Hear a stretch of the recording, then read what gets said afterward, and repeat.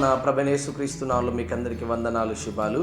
ఈ దినానికి దేవుడు ఏర్పాటు చేయబడిన వాగ్దానము సామెతల గ్రంథము 13వ అధ్యాయము 9వ వచనం. నీతిమంతుల వెలుగు తేజరిల్లును. విద్వాన్ బిడ్డలారా, దేవుని వాక్యం తెలియజేయబడుతుంది. నీతిమంతుల జీవితంలో దేవుడు వెలుగును నింపడానికి ఆశపడతా ఉంటున్నాడు. ఈరోజు నువ్వు భయంకరమైనటువంటి కటిక చీకటిలో మగ్గుతుంటున్నావా?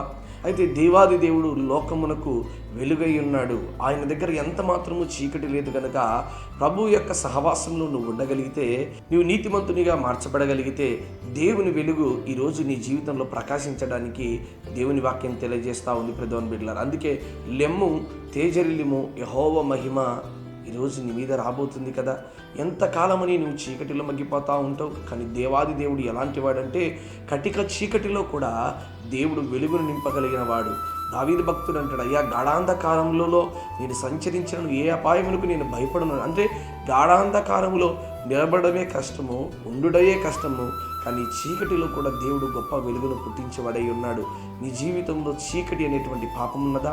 నీ జీవితంలో అనేకమైనటువంటి ఒడిదుడుకుల చేత ప్రభుకి దూరం అయిపోయి పాపం అనేటువంటి చీకటి సంఖ్యలకు బందీగా ఉన్నావా?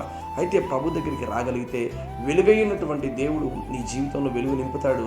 అటు వెలుగు నీ ద్వారా అనేక మందికి వ్యాప్తి చెందేలాగా దేవుడు ఆశీర్వదిస్తాడు. ఎంతకాలం నువ్వు ఇలా ఉంటావు? నీతిమంతులు ఖచ్చితంగా దేవుని యొక్క వెలుగును పొందుకున్న వారిగా ఉన్నారు కదండి. ఒకప్పుడు హింసకుడు, దూషకుడు, హానికరుడైన నన్ను ఈరోజు దేవుని సేవలో వాడబడుతున్నామంటే ఇది దేవుని యొక్క కృప మాత్రమే. మన జీవితంలో దేవుడు వెలుగు నింపడానికి సమర్థుడని ఈరోజు నువ్వు విశ్వాసం ఉంచితే దేవుడు తప్పకుండా నీకు, నీ కుటుంబానికి దేవుని వెలుగు ఇప్పుడే దయచేస్తాడు. అలాంటి దేవుడి దినానికి దయచేయను గాక. ఆమేన్.